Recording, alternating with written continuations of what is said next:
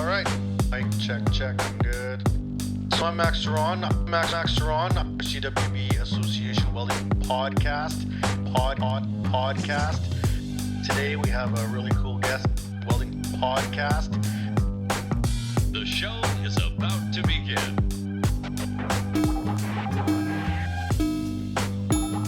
Hello and welcome to another edition of the CWB Association podcast. My name is Max Ceron, and as always, we're looking for the coolest guests I can find. Today we have Kendra Liinamaa coming to us from Sudbury, Ontario. She is a millwright who is working out there right now, and we're going to talk to her about her story. Kendra, how are you doing today? I'm doing good. How are you? Good. So you just got home from work? Yeah. So I just got home from level 3 rigging training, actually. And Yeah. what did you learn today?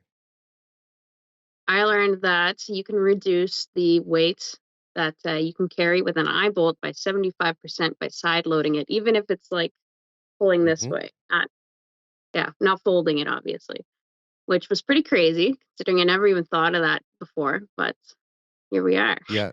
The pull weight versus the shear weight are two very different things. Yeah, like That straight is up, no problem. 100% of your carrying capacity. You start angling that even a little bit, you are reducing it drastically each time you huge. drop Yeah. that angle. Yeah, wow. And then Good to if you go from one, like every bend is another 50%. So like if you put a sling through there and that sling's rated for, 5,000, and then you're side loading on the bolt, so you've reduced the overall carrying capacity by everything by like a ton. And then Yeah. people were like, I don't know why that broke. Why they do training, I guess. Good. So what was the training for? Are you going on a new site? Usually you got to go through this stuff when you're new on a job site. What's going No, on right now? so I'm actually an apprentice still. Okay. And when I started at Valet, they kind of carry over your Cambrian College, which is our local college that kind of dictates what they teach Valet a little bit, being the biggest employer in the city. They bridge over your knowledge from college. So they consider that level 3 rigging. But right before you write your red seal, Dan Johnville, the coordinator for our apprentices, decided that it'd probably be best we get a refresher course. So I'm just about ready to challenge my hours for the red seal exam, and it's time for that refresher. That's exciting. And when are you planning on challenging? What do you think? So I get 6,500 hours by the end of this month, which is pretty much challenging hours. So I'm going to book it as soon as I can. I'm already studying a little bit, but I'm not the smartest person in the world, so I'm doing my best. Well, study lots. Those Yeah. red seals aren't very easy. Oh, God, yeah. Now, when did you start your apprenticeship journey? 2019, I got hired at City Welding. That was during the summer between my 2 college years. Mhm. And then I continued to work during my second year. So you already went to college for welding. Is that what you went to? You went to Cambrian, it looks like? Yeah, I went to Cambrian for Millwright. I'm very passionate for welding anyways, so I did a lot of welding anyways. But City Welding hired me on as a Millwright Apprentice, and I got a bursary with that, actually. So there was like an interview, and then you get the job. Honestly, I was more happy to get the job than the bursary, but free money's awesome anyways. Yeah. And yeah, so I continued to work there during the school year just because I figured it's relevant to what I'm learning every day. So it kind of helped me get a little bit of a leg up on some of my classmates. That's awesome. So let's go back in time. Let's start right at the start of the story here. So you're in Sudbury, Ontario now. Is that where you were born and raised? Are you a local to that area? Yeah, born and So raised in Philly. born and raised, right? And you said that Valet is the largest employer in the area. Now we have them lots out here in the West, mining company generally. They do some production work, but mainly in the mining game. Yeah. Is that what they do in your area? Yeah, we're all mines. So Sudbury is a nickel basin. A long time ago, a meteorite hit, and ever since then, it's been precious metals and nickels just being harvested out of here right after they had a foresting industry. Mm-hmm. Yeah. And so, as a young person growing up in Sudbury, knowing that this is a big company, and it's like that in lots of Canada, it's like Yeah. everyone knows the company, or dads worked there, moms worked there, brothers worked there, uncles, aunts. Was it the Yeah. same in your family? Did you already know people that worked for the company? Yeah, my dad was a miner there, and Mhm. my papa actually was a electrician, but he did power line technician, and he was also instrumentation qualified. But there's a lot more hoops you have to jump through to be all three of those things as an electrician nowadays. Yeah. And so, growing up with an industry like that around, did you already have it in your sights as a young girl that you kind of wanted to go work at the mine? Or I mean, my Not dad was my dad was a miner. He worked in the potash mines, and he made it look like not the greatest place to work. Like, No, that was my impression of it. There was like a year-long strike here, so my dad was very disgruntled going into and leaving that, and then the whole year of that. So it had a huge impact on the community, and seeing what this company was capable of doing didn't make me super excited for it. But ultimately, that's what this whole town is built on. So you can't just take the mine out of Sudbury. You can take the companies out of Sudbury all you want. They can interchange, but you can't take the mine out of Sudbury. So if Mhm. you want to stay in your hometown, you're pretty much going to find a way to work in mining one way or another, or you're going to be serving people that work in the mines. Yeah, it's the whole industry that goes in supporting that industry. Yeah. Yeah. You're either at the CRA helping people who work in the mines pay their taxes and going through all of that, or you're at the hospital working on people that work in the mine. Yeah. So so then, what was your dream then? You're like, I don't want to do what dad did. I had He's no idea. disgruntled. What was your plan? I knew I didn't want to be a miner. Like, nothing against people that choose mining as a career. Obviously, they enjoy it, but to me, it just did not sound up my alley. Hmm. Um, but I didn't realize that there was more to it than mining back then either. All the Um, other jobs, yeah. yeah, like operations. We do our nickel refinery here, and then we have just the smelter in general. We have a copper refinery. A long time ago, we even had a gold refinery here. Mhm. So the jobs were endless, and I had no idea. So then what happened? You're coming up grade 10, people start asking you the question that all kids hate, being like, what do you want to do? And there's always like the keener kids that are like, I want to be a lawyer. Like, they got their whole plan like planned out ahead of them. What were your thoughts when these questions came up? I was steering my direction towards graphic design for a long time, but I did welding in like Hmm. I did automotive and welding throughout all of my years of high school, but I also did graphic design as like my third thing, I guess. And I loved welding. And my welding teacher even told me like I should maybe consider pursuing welding, but I literally told him like, who the heck is gonna hire a little girl to do a man's job? Like, what and set me up for failure here. And after that, he just kind of looked at me, looked me up and down. I looked like I weigh less than 90 pounds. Yeah, no one's going to take you seriously. So he didn't say anything, but he kind of let me have my feelings and move on with my life if that's what I really wanted. Um, and then I did a victory lap because I still didn't know what I wanted to do. I graduated, but that didn't mean it answered any of my questions. And Hmm. during that victory lap, I did a co-op. That co-op was at a sign shop. So I got to see a little bit of both. I got to see what it was like to be a graphic designer in industry, to a degree at least. Yeah. And I got to see what it was like to be more of a Build. manufacturer, not a welder or anything, but Yeah. manufacturer in general. And I loved being in the shop way more than I loved staring at a computer screen. I realized how much energy you get to get out in a day. And I loved like mastering something with my hands too. Like I remember they Yeah. didn't want to teach me how to do a vinyl wrap because I was just going to be there temporarily. It's going to be there for probably less than a year. So I just kind of pushed my way in there. Tony would be working on one side of the car and I'd have a vinyl wrap going on the other side of the car, and he'd have no idea where I was or what I was doing. And he'd look at it after and he said, don't do that. And I just kept pushing my limit. Eventually I got really good at it. Every now and then I'd up and I'd just stop. Sometimes they're really expensive cars and sometimes it's a Yeah. really expensive wrap, so you don't want to it up. So if it looks like it's going south, then I bug Tony. I'm like, hey Tony, I kind of up. Yeah. What And do I he do? What do I do? yeah, and he shows me the tips and tricks, whether he likes it or not. I'm watching and learning. Hmm. And yeah, I don't think I could turn back after that. I just decided that whatever I did, it was probably going to be trades. But I knew welding was going to get boring fast. Same freaking thing every day. Looking at the options in Sudbury, it was just building stuff for the mine, so it was probably production. And then I learned that millwright was a jack of all trades. And I Yeah. realized if there was any introduction to the trades that I could take, it was probably this. And if I Mhm. didn't like it overall, I could pick something else later. So kind of honed in on one thing and turned out to be the best thing because it had everything. Now, when you started looking around and thinking, okay, millwright might be the way to go because they kind of get dip their toes in there in all the parts, right?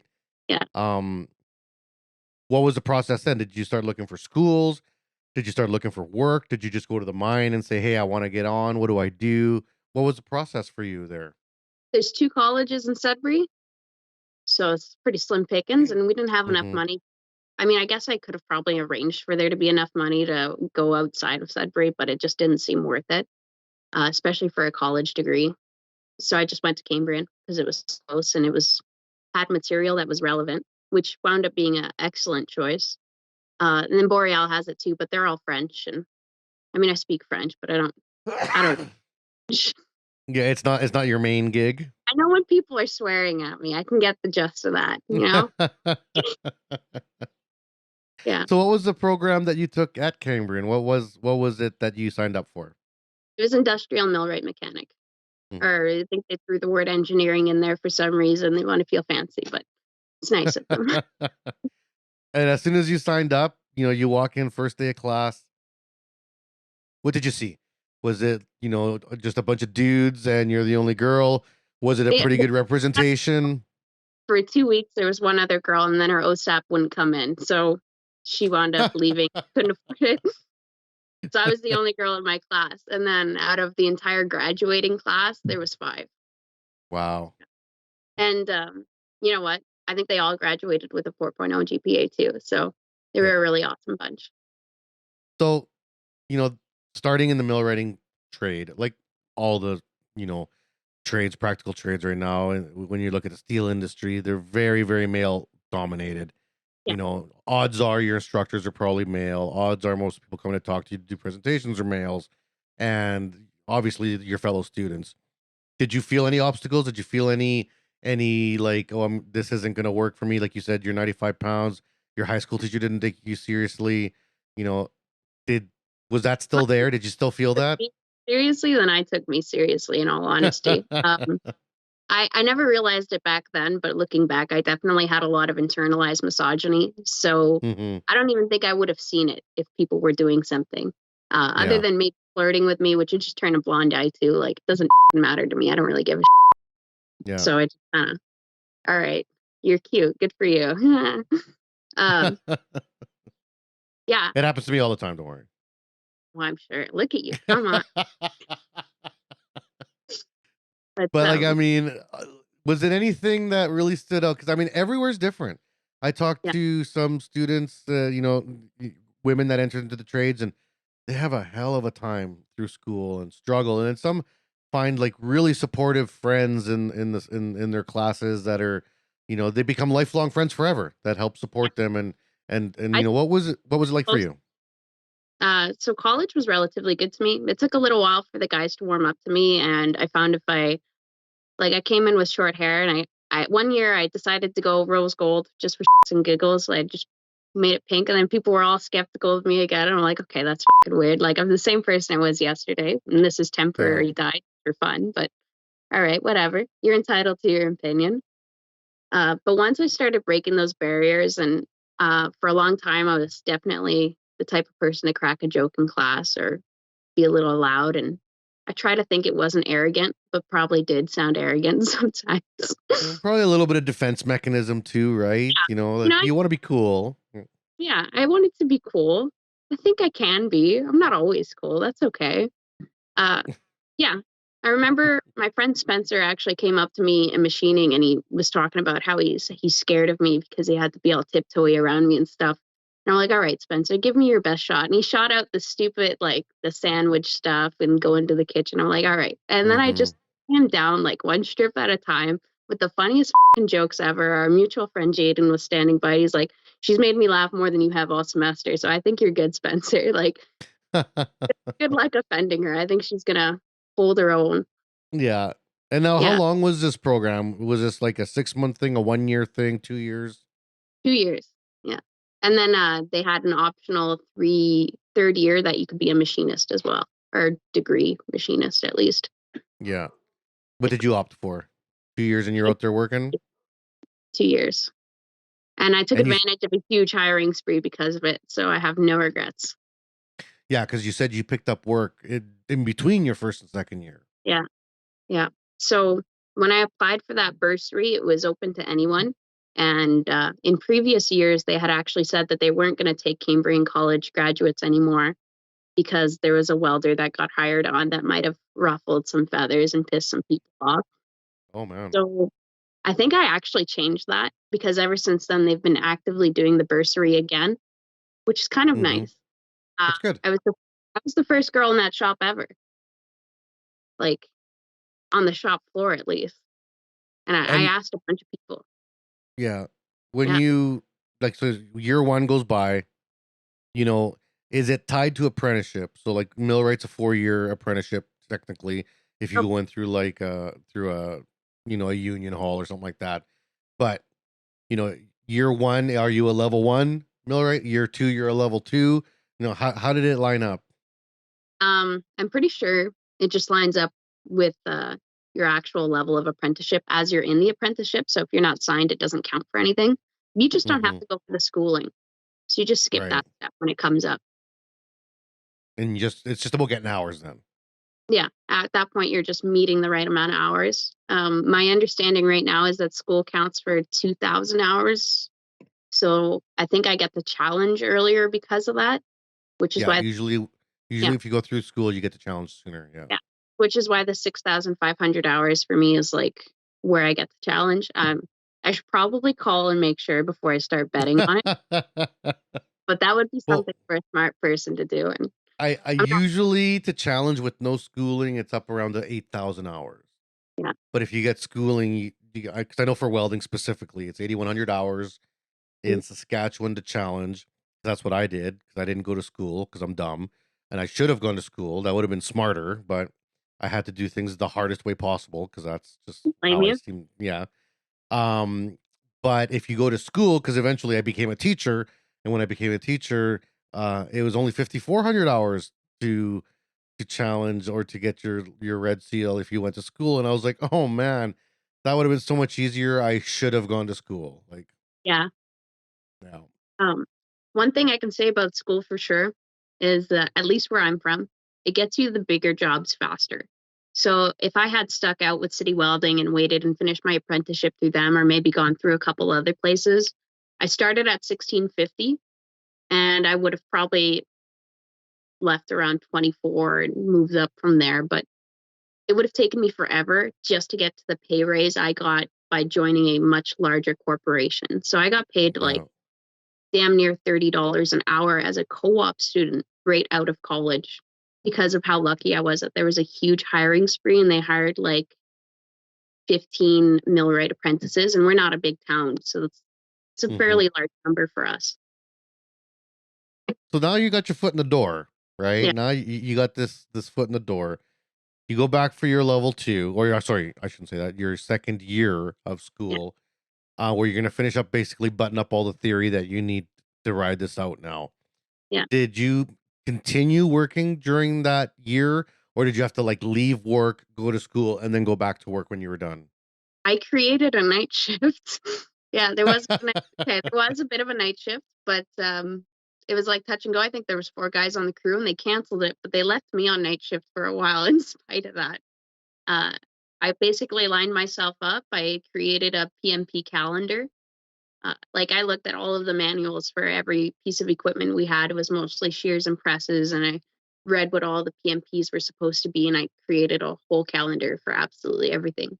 Uh, So just every day you knew the things that you had to check and get in there with yeah, your gauges and make sure everything's up to snuff. If not, a couple wrench turns here, a couple wrench turns there, and out the you know, door, you right? record the blade, you reach up some slides, things like that. Really basic stuff, but it was perfect for someone that was just starting out and Yeah. being able to see how that really helps the equipment long term. And then just reading manuals, learning how to read manuals and learning how to look for parts because during my time there at the very end, my Red Seal actually left and went to Glencore, which is now my competitor company. Uh, so it's kind of funny. We still shoot this sometimes. But you're And now you're like mortal enemies meeting on the sidewalk, like like, yeah, your company stinks. I hear you guys have terrible safety. You're like, just shoot me. Yeah. But he was And then great, honestly. go ahead, yeah. Yeah, he was an engineer from Nigeria, actually. So he had his ticket there that didn't transfer over to Canada for obvious reasons.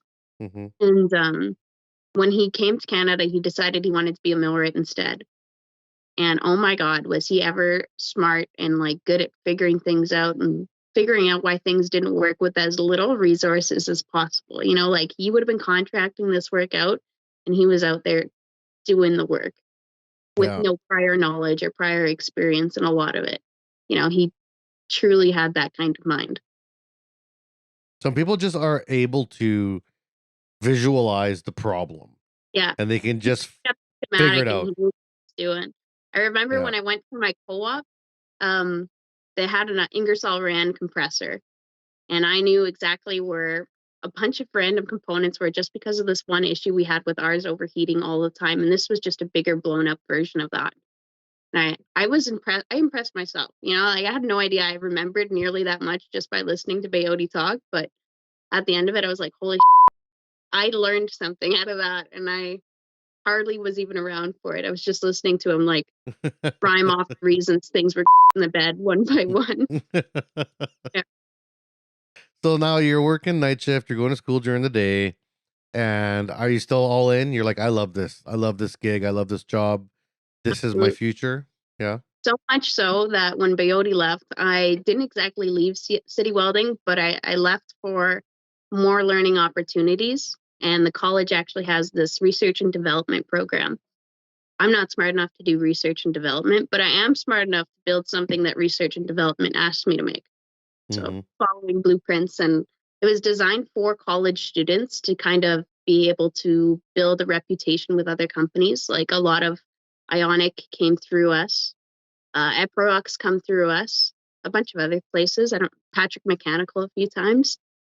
And it was nice to be able to meet people that already worked in industry, not only being able to introduce myself as someone that maybe they'll see as a resume someday, or just be able to learn something about what their place of work is like and what I can expect if I end up working there. And now where you are now, after you finish school, you're working full time now. Yeah. How does that feel? How do you fit in your workplace? Is there still any of that, oh, you're just a girl talk, or is it like, no, you're now have established yourself as being solid and people like know that you're for real? That's such a tough question. So they switch you around as an apprentice at Valet, which is kind of good. You get to see Yep. exposure to different things. I get to go to a surface plant, I get to go to a mine, and I get to just get a whole rounded exposure of what I can be expected to be working on throughout my career. And I have found that type of boss that you have will make the biggest difference. For My sure. first boss came in every single day talking about like doing rude things to his wife or his ex-wife. I'll just leave it at that. And you know what? Yeah. It just Not appropriate stuff. Yeah. yeah, it's fine. Go ahead and vent. Why do you have to do it every single day? Could you just get it over with or Just like get leave divorced. or something? Yeah. And he was going for a 7-year divorce too, so that kind of added to his stress. But I don't think he liked me very much. He wanted to. They do this thing called stepping. He wanted to step me for not having my boots tied fully to the top of the laces while I was walking from the admin building to my lunchroom before the shift even starts. He wanted to step me for going down the stairs on my phone one time. And I think not having my pants over my boots again from the admin building to the lunchroom. Didn't even start my shift yet. So he's riding you. He's riding you. Yeah, a little bit. He didn't do Yeah. it.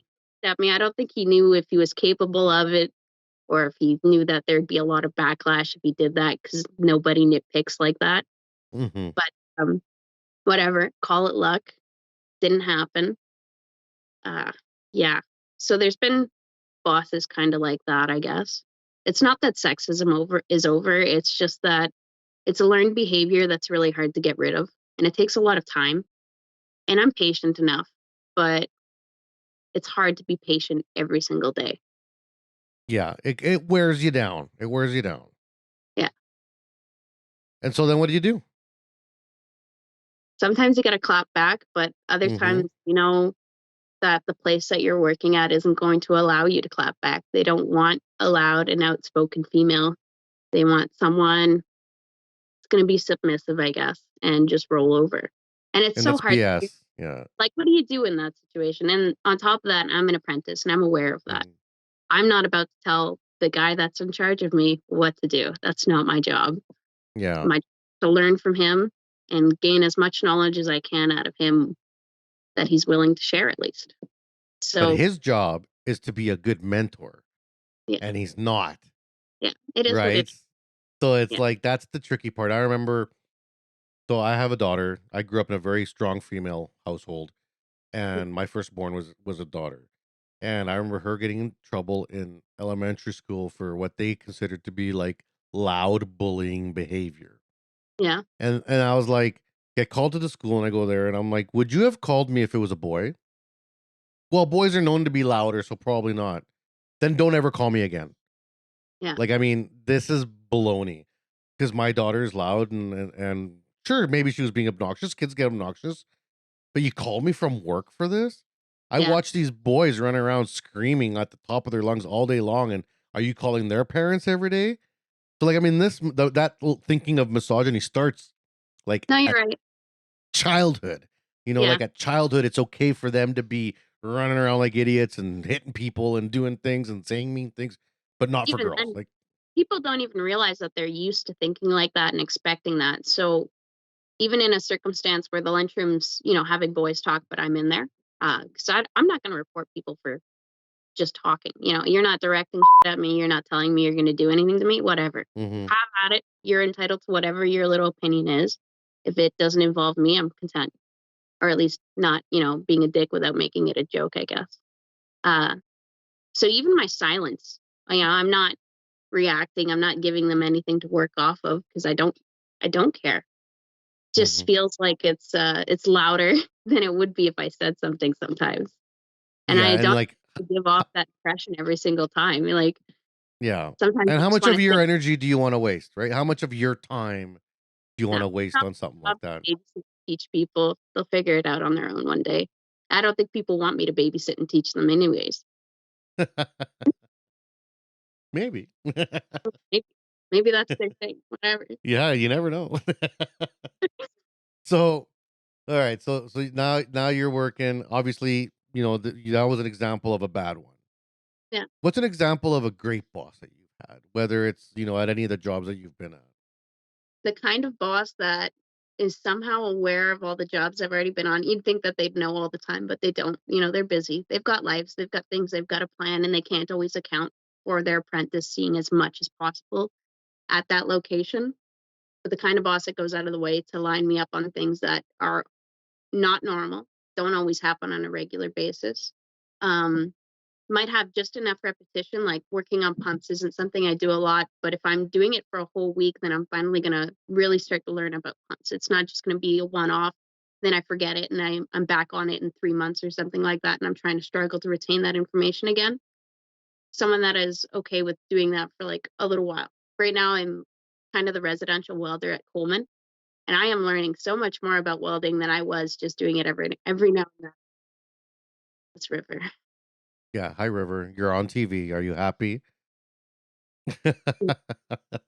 And for the people listening on the podcast, River's a cat, by the way. So, Um, so yeah. So then they understand what you have, right? yeah, just supporting my growth, recognizing me as just another person. I don't necessarily need special treatment. As far as I know, I don't ask for it. I don't know if people give it to me. They probably do. It's subconscious. Even with subconscious sexism, you're going to be kinder and more open-hearted to a woman than you are going to be a man.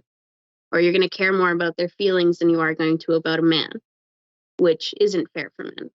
Mhm. But I can't tell you when that's happening or not. All right. So, in the timeline of your life now, you've gotten to the point now where you're working. This is your career. You're now just about ready to challenge your red seal. Um, this is the perfect time to take a break for our commercials. So what we're going to do is we're going to take a quick break for our sponsors. And then after the break, we'll come back and we'll talk to Kendra about what she does now, what the work is now, what the plan is for the future, and also some of the other things she has going on in her life that I've been checking out. So don't go anywhere. Stay tuned here on the CWB Association podcast with me, Max, and Kendra. The CWB Association is new and improved and focused on you. We offer a free membership with lots of benefits to anyone interested in joining an association that is passionate about welding. We are committed to educating, informing, and connecting our workforce. Gain access to your free digital publication of the Weld magazine, free online training, conferences, and lots of giveaways. Reach out to your local CWB Association chapter today to connect with other welding professionals and share welding as a trade in your community. Build your career, stay informed, and support the Canadian welding industry. Join today and learn more at cwbassociation.org. And we are back here on the CWB Association podcast. My name is Max Ceron. Thanks for staying with us in today's show. We've been having a wonderful conversation here with Kendra, talking about her journey into the world of millwrights. Now, I've had a great career working with all sorts of tradespeople, and millwrights are wonderful people to work with. One of my best friends is a millwright, and a really good fabricator welder teamed up with a really good millwright can do anything. You're Like you can actually right. literally build or construct or take apart or repair anything, right? Throw in Because a like totally awkward machinist in there that just kind of comes when you need him. Yeah, you're golden. yeah, but between a good fabricator and a millwright, we know how to run lathes. We can figure out mills. There's pictures. It's not that hard. So now in your career, you're just about ready to write your red seal. What do you feel is going to be, once you got that red seal in your hand, is going to be your next step? Are you going to stay where you are, try to climb that ladder at Valet, or are you going to look to do something else? I've been thinking about doing mine rescue, but I'm really not sold on it yet. I think I get a pay raise out of it. But that's not why. I just kind of wanna. I don't know. I just want to do something more. Yeah, I'm the type of person that needs a goal, or else I get lazy. So if I'm not actively working on something, then I'm just kind of Meh. being idle, which is probably good every now and then. But then I get lazy for a long time, and it's hard to get out of that rut. It is hard to get out of there. I try not to let myself fall into it, but I did for a while when I was younger. I was like, I'll just weld. I'm just gonna be a Yeah. welder. I'm gonna weld forever. That's all right. Then after a few years, I'm like, I want to jump off a cliff because I'm bored. But I totally did it to myself because I could have been more ambitious and I could have worked harder. And then I got my head out of my butt and was like, okay, let's get on track here. Let's Let's do do a some little. stuff. So, but it's good because you're so young, and it took me like 15 years to figure that out. You're like way ahead of the game. It's a tough realization sometimes. So my great grandma is actually she's 89, but she was a lumberjack up to 88. Like I'm not you 5 cords of wood a day. She is amazing. Wow. She's truly the best example I could ever give of if you're not using it, you're losing it. Because I have grandparents that are way younger than my great grandma that are lost way more than she has mentality and like physically. She's freaking amazing to me. So if I can just somehow coast the exact way that she has, where she's not overworking herself, but she's also not underworking herself, I'll be happy. Yeah. Well, at least you got a mentor. You Yeah. got someone to look at and be like, okay, that's the game.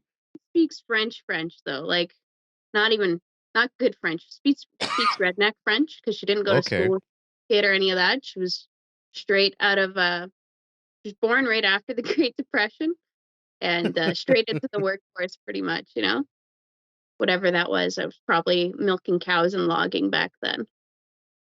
And when you look at your millwright trade, millwrights do a lot of different pieces: pumps, housings, electrical gears. They do, welding. They do some small fabrication.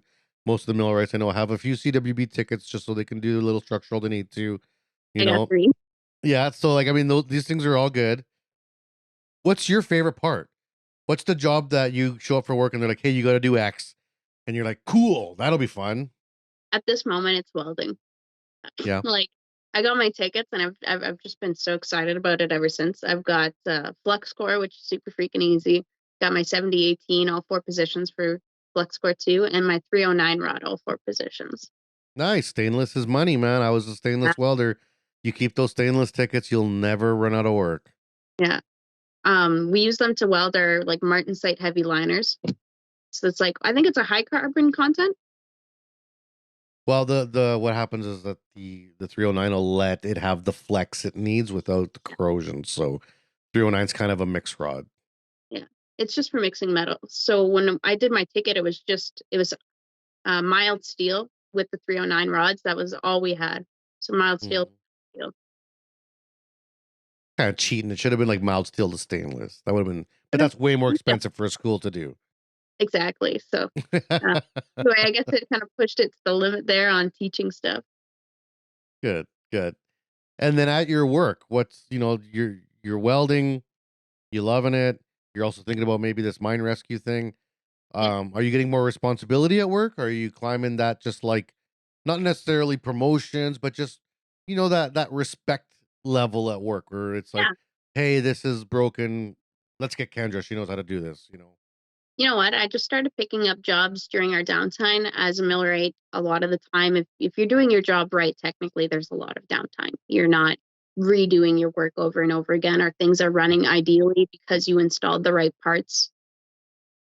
It's just part of the job, whether you like it or not. And I'm not a huge fan of it, but it is what it is. So I started rebuilding skip wheels on the side, or like we have this really cool conveyor. So I started rebuilding conveyor wheels. They're not normal conveyor wheels at all. That's for a rope conveyor. Or I'll just start fabricating stuff randomly, or every now and then I'll actually open a cabinet and organize it. Because I'm a loser. No, that's very helpful. And I book and study, the people that take the extra time to do a little organization or cleaning are the saviors of the industry, because man, that makes everyone's job so much easier. I'm not perfect though. I stare at my phone too. I'm not gonna lie to you. Hopefully your boss isn't listening to this right now, but that's okay. What about side stuff? Like, do you do any advocating as a female in industry? Do you do any volunteering? Are you a part of any associations or groups? Like, what are some of the things that you do, for yourself? I'm a part of Kick-Ass Careers, which is sort of like based in Toronto mostly. So I feel kind of detached from them, but at the same time, I know for a fact that I have them to fall back on for any advice I might need, or even they've carried my name forward for a lot of opportunities too, which is super awesome. And then I post to their Instagram, and I also post to my own. On top of that, I work with Cambrian College a lot, as crazy as that might sound. And so there's a story with that one though. When I got my bursary, I was originally supposed to get $500 or something like that. And after the interview, because there was an interview for the job, I was talking to him. He asked me at the end what my greatest life struggle was, or what I had to overcome. And I answered it truthfully and honestly, because it was just the two of us in a room. And I wound up touching his heart so much that he upped my bursary amount to $2,500. He paid for my next semester for me. At the time, my parents had just gone through a divorce, and things were just kind of really hard to get money all together. But I hadn't taken out student loans yet, and I was hoping to not do that either way. So after Cambrian got wind that he upped the bursary by like 3 times the amount, at least, because I think it was 2,500, I'm not sure. They asked me if I wanted to do a speech at the award ceremony, and I was so incredibly grateful for that amount of cash to just fall on my lap. I was like, all right, well, I kind of have to do this, and I kind of have to dedicate it to Rob at the very end. Unbeknownst to him, that I had like a lot of social anxiety when I was a kid. Like, I remember falling down in grade 8 because I had to pretend I was playing rock and roll in front of the class. I'm like, well, right down. It just started hysterically laughing, thinking that was going to save me somehow. Like, my skit was so incredibly funny that I was just laughing about it. Now, my friend Colton saved me. He got up and he just did my bit for me, and I casually slinked back to my seat. So then I never told my mom about it. She came to the dinner, and I casually snuck out to the bathroom and I shocked the hell out of her. And I shocked the hell out of Rob all at the same time. And I shocked the hell out of myself. I think the best thing I did for myself was tell everyone in that room that I had some social anxiety at the very beginning, and then kept stumping for my speech from there on out. But Cambrian must have been impressed because they kept inviting me back to do more speeches. And then they invited me to do Jail of All Trades, which I actually made a video for, just because I wanted people to see what my job is. Like, it's hard to describe what Millwright does. It's so all over the place, and it's so dependent on where you work. If you work in the automotive industry, you're not working on the same things you're working on in the mining or the logging industry. Mm-hmm. So I literally showed them. I literally showed them what I work on and how cool it is. At least in my mind, like, I never look at that video and I'm like, oh, all that stuff looks lame and like boring. And I'd hate to do that every day. I still look at it like, holy shit, you see all that molten metal in that ladle right now? This is so fucking wild. That's awesome. From there, I've gone to a high school just to teach kids how to weld. Girls that hadn't been in the welding program yet, I gave them a little 1-2 on that. I've been to Jail of All Trades events now that COVID's no longer a thing, and I helped them build these little. Well, I chose robotics, not millwright. There was like a hydraulic arm one. I'm like, I already know how to be a millwright-ish. I'll go do something else, something different, because that's what I'm here for anyways. So I did robotics, and we got this like light board working, and they had it programmed for them and everything. And actually, I forgot it, but they let me have this case like this big full of a bunch of things. I could have programmed the board to be like a radio alarm clock and a bunch of stuff. Oh, wow. That's fun. Yeah. I regret forgetting it. I really do. Well, I know that there's some Jill of All Trades stuff coming up because I'm actually going to be at one of them in Ontario here in June, first week of June. Are you going to be at that one? Not that I know of it. Well, you should. That's not that far from you, is it? I'm there, but you don't go to the other ones? I think they do them all over the place. Yeah, no, actually, we're trying to. I'm like one of the projects that we're working on here at the association is we're trying to align with the Jill of All Trades across Canada, so that we can help with like volunteers and setting things up and running the programs. I think it's a wonderful thing to do, and it's trades women, like it's trades women, being a part of it, running it, heading it. So all I can do is just be an ally and be like, tell me where to help. That's all I can do. Girls need to know that there are people out there that are willing to have their back. I don't think I would be in this job still if it was a pain in the ass every single day and it was like pulling teeth. If I didn't have allies, I would have given up, not because it was the job, but because it's mentally incredibly draining to just be shit on every single day. Whether you like, and to know that not only your boss is against you, but your crew's against you, like, that's terrible. Nobody wants that. I do not blame anyone that leaves this field because of that. Yeah, and you blame the field. You blame the field. The field should not be like that. Yeah, but there's a stereotype and there's this ideology of what a tradesperson is, and they're not allowed to have feelings, man or woman, and so be it. Can't change that overnight, but we'll get there. We'll get there. No, there's agents of change out there. There's people that are out there that are just we had enough. Like people. I mean, you get older, like my age, and people like commit suicide. Things happen, and it's like from work. Like, how can that be a thing? Like, work is about making money. That's it. It's not about, and it should be an enjoyable part of your life because you're there more than you're at home. You're there more than you're with your, in your significant other, or your pets, or whatever. You're at work like 90% of your life for a good chunk. It should be at least tolerable, but hopefully good, hopefully positive, hopefully a place where you're like, you feel seen or represented or whatever, right? Some of the smartest people I've known aren't socially great people. They're not very great at talking. Like, there was these two twins in college that were in R&D, and they could fabricate anything. They could design it. They were geniuses, honest to God. Especially for the age group for what they were doing. One of them was an electrician. He went for his third year, and the other one was a millwright. But their dad was oh my God, a machinist. There we go. Okay, yeah. So they already had a lot of background knowledge to go off of. And when Yeah. they went into that program, they just did their own thing every single day, and it was amazing. Valet missed out on having them because they have a social aptitude sort of portion to their interview, and they technically failed it. But they were the smartest kids that could have passed either of those programs. They Mhm. they even met the prime minister at one point for receiving What? an award. Yeah, they're like Pierre and David Leduc. Yeah, And where are they now? you know what? I have no idea. They're not. They're not on social media. David had Snapchat. Like I broke him out of his incredibly antisocial circle just a touch, enough to get him on to snap me back a few times, but we don't keep up. I just wish them the best. I hope they're doing great. Oh, I'm sure they will. I'm sure they are. I hope they are. Smart They is didn't smart. want to get ballet anyways. They wanted more of a challenge than that, and you know what? They deserve more of a challenge than that.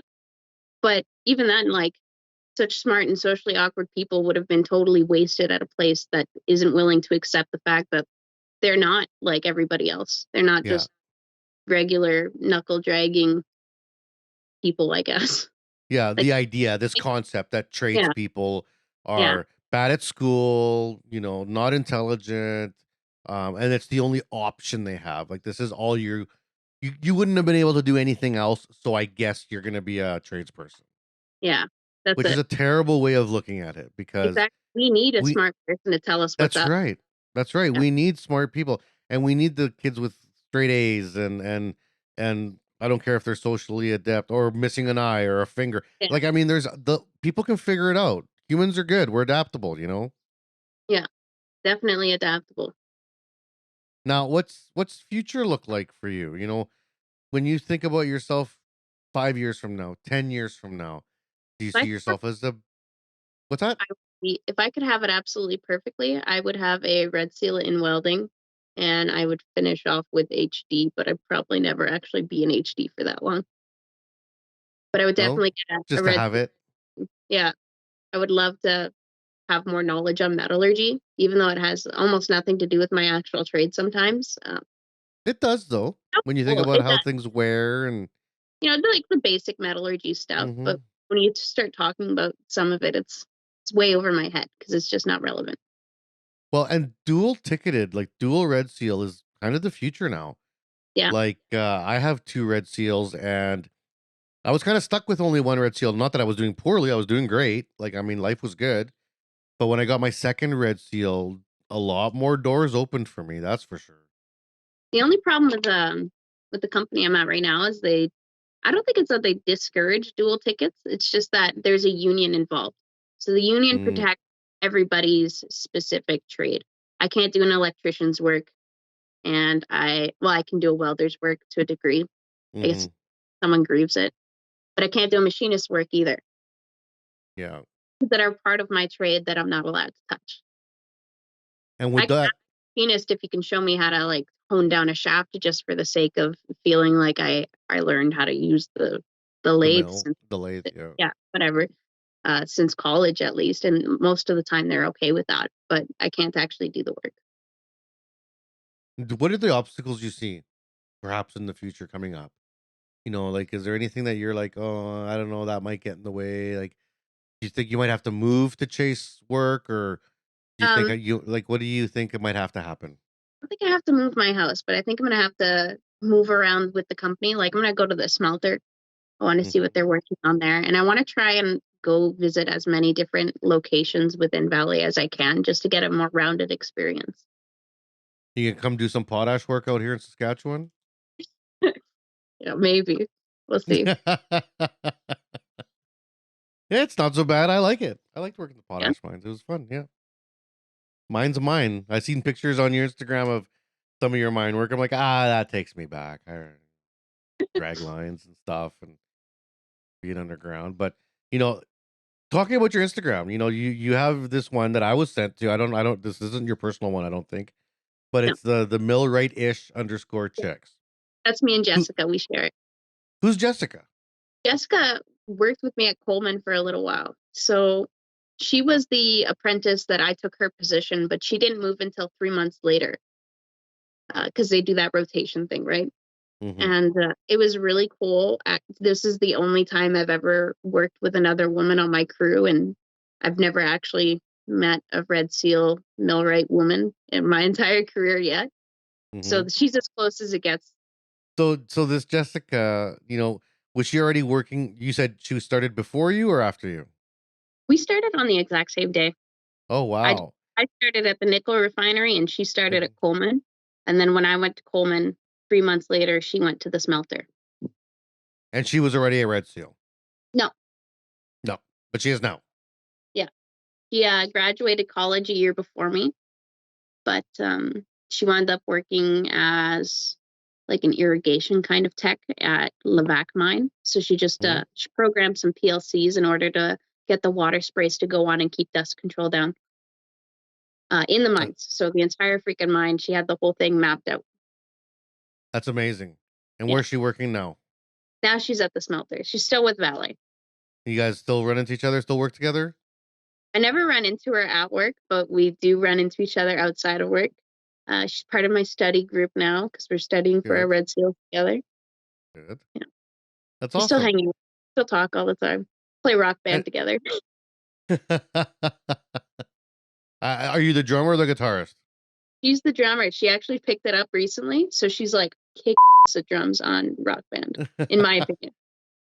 And I see on your Instagram you posted a picture of a book here, "Blue is the New White" by Josh Zolan. Is that Yeah. you that read it or she did? I read it. I It was met pretty Josh. good. I've been on Josh's podcast. Yeah, it's really good for that perspective of like being a grade 9. And I definitely found it useful as someone that gives information to people that are in grade 9 or grade 12 or whatever, trying to Mhm. figure out what direction they're trying to go into. But it's definitely written from an American perspective too. It is, yeah. Yeah, But I mean, he's a great guy. He's super. he is He's super like, and he's always in such good shape. It makes me mad. I'm like, the guy looks so fit. I'm like, stop being so damn fit. Jesus. rude. All right. Well, we're coming up to the end of the interview here. I just got a couple more questions for you.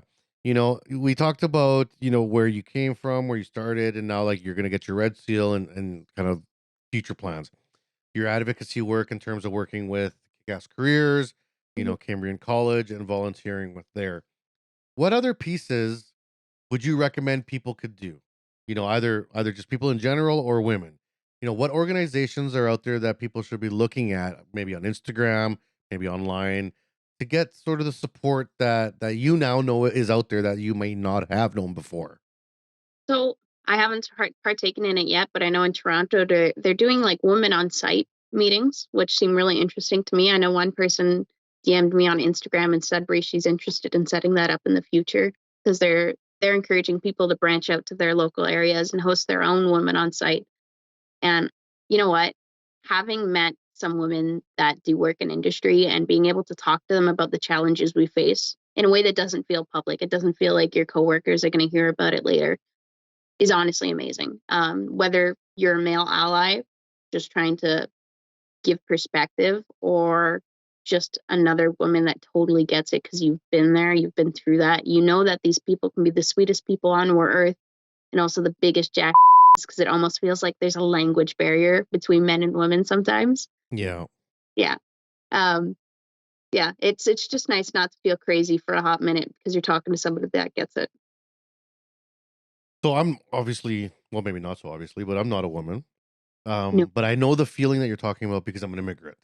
Yeah. And it's like the feeling when I call onto the job site and I run into other immigrants and I see them struggling and be like, okay, I totally get what's going on because all those guys over there are laughing at you because you said the wrong thing or you said it wrong or you did it differently back home, and just don't let it get to you, right? Men and women think differently. I will think in a different way than them. So I'm going to have a different response automatically to something than they might, or a different thought Hmm. process, which can both be fantastic. It adds to the job, it adds a different perspective that nobody's capable of having. And it can also impact me negatively because it's not what people expected. And now it looks kind of funny now, doesn't it? No one, everyone thought that was dumb. Whether it worked or not later, it doesn't matter. People thought it was dumb and already laughed. I remember our dry is regulated. So you have to have heat in the dry in order to dry your clothes at the end of the day. And the heater broke All of us women were actually putting up with it for like a good week before we made any formal complaints. We had been complaining to our bosses, but we never refused to do any work because of it yet. When I told my crew, they kind of just laughed at me, like, and I'm aware of the fact that there's Green Book regulations on that. They have to have, so my socks dry overnight at the very least, or my boots dry, or my towel. My towel wasn't drying all the way. Like, Yeah. I have to shower. That's a health risk. It is a health risk. But the whole crew laughed at me because they weren't in the drive with me. They didn't experience it. They don't know how shitty it is. And I can't even blame them. They think I'm being over dramatic. I'm telling them it's but they can't join me. You throw 10 and then cool off immediately after in the middle of winter. Yeah. You throw 10 of the guys in there though, they'd be crying in 2 days though. It would have been fixed in a day if it was the men's drive, because most of them are men and most of them are minors, and minors make money. Yeah. Maintenance costs money. Yeah, absolutely. And what would be, a piece of advice from you to somebody that's thinking about getting in the trades? Like, I know you do the talks. You're out there trying to inspire, young women to get in the trades or to at least stay in the trades. My big push in the world right now is to make sure women climb in the trades. Like, I think we're doing not bad at getting more girls in ish. But what I see from my professional level is that I don't see enough women climbing to the top. I don't see enough women becoming GFs on site, being site supervisors, being owners, CEOs. That's take a lot of time. It will, but that's when conversations will really start to change, right? No, you're right. Because like I said earlier, management makes a huge difference. And if management is representing of the people that work under them, whether that be immigrants or whether that be women, then you're going to see a change for those groups of people, right? And maybe a little bigotry overall over the whole situation. I agree. What would you say would be a piece of advice for someone to deal with that throughout their career?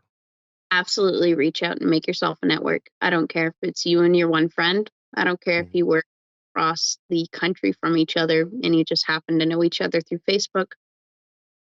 You need a network. You need just someone to be able to talk to about your situation that gets it, that knows what it's like to work in industry, because it's not like working in an office. Yeah, there might be stupid rumors and the same office politic type stuff going on, just like being in high school all over again, but it's not the same, because when you're an apprentice, you are you're the and it's normal to kind of be the bitch a little bit, and you have to be able to accept that because you're the bottom rung on the seniority. But even that term is misogynistic, because why would being a woman be, being a bitch is being like the work, the low end work. So that's already like such an old, like 1,000-year-old term that the bottom end stuff is for women, right? Like it's just such a crazy, like, deep layers of that needs to be like scraped off, right? You're right, but it's just hard to choose when to pick these battles and when not to, and it's hard to be able to know for a fact that you're reading people right, especially when you're got that almost language barrier of a different gender or different ethnicity, a different upbringing altogether. You put a rich person and a poor person together, they don't have the same life experiences. No. Put a man and a woman together, different life experiences. Well, and that's the thing. Like, even I work for CWB, but I'm a welder. I come back from I'm all welding background. My conversations in the offices are way different with the people who have never touched a welding rod in their life. And it's a very different conversation. And I have to check myself to be like, they actually don't know. And they might understand the concept of welding and what welding does and all these things, but they've never had to like make a paycheck off of it. They never had to like feed themselves off this skill, They've never had to weld in like 40-degree heat, Yeah. Awesome. Well, to wrap it up, you got any shout outs? You want to say hi to anybody you want to any websites you want to recommend? This is your space. Definitely check out Kick-Ass Careers on Instagram. They've got a lot of useful tools for people trying to find information. Check out my Instagram at millwrightish.chicks. And if you're looking specifically to get into the mining industry, there's a book that came out from Sudbury, Ontario. Kathy Mulroy wrote it. called My View from the Blackened Rocks, and she was one of the first 100 women hired after World War II at Inco, which is now Valley. Yeah. Awesome. We're gonna have to get that link from you and make sure we put it up on the Oh, for sure. website You know what? when you. I'll send you my Jill of all trades video too. Awesome. Cool. Yeah. Well, thank you very much, Kendra. I hope this has been not as generic a podcast as you've done before, because I know you're like, oh, I've done 100 of these. They suck. Hopefully this one. I'm not that cool, all right? It So hopefully this one was okay. I hope you had a good time. was good. I liked it. Thank you. For sure. And next time I'm in the Sudbury area, I'm gonna have to come visit you and see what you're up to. Maybe you could take me on a mine tour. I'd love that if we can arrange that. Maybe on family day. They're kind of picky about that stuff. Yeah, we'll tell them, hey, one of the directors from CWB is here. They'll let you. They'll let me in. Deserves it. Why not? Yeah. All right. Well, thank you very much. And for all the listeners, thanks so much for following the show. We have eclipsed 25,000 downloads and we are doing giveaways right now. So make sure you are checking online at all times. Make sure you are a member of the CWB Association. It's free and it'll keep you connected with everything that's going on in terms of our programs, our funding, our camps, our podcast, and all the cool stuff that we're giving away online. So check us out and don't go anywhere. Stay tuned for the next episode. We hope you enjoyed the show.